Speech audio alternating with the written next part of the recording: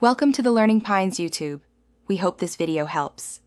You start by locking contact points, seat, thighs, and lower legs.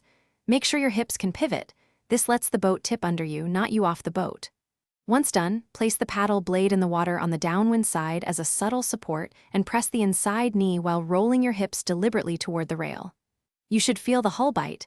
That feedback tells you you're edging, not capsizing. Keep torso engaged and eyes where you want to go.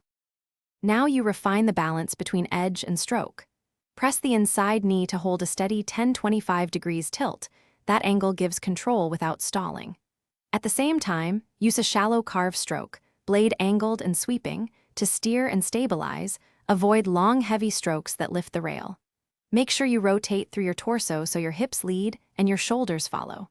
Once you have steady contact and a controlled carve, you can modulate speed with cadence and small weight shifts. Finish by slowly shifting your weight back toward center and easing knee pressure. This lets the hull flatten smoothly. Then use short corrective strokes to fine-trim your heading and re-establish forward flow.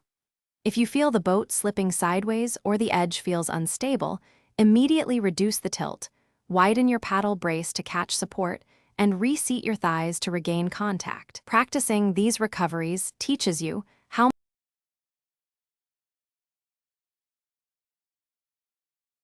Thanks for watching. Consider subscribing if we helped you.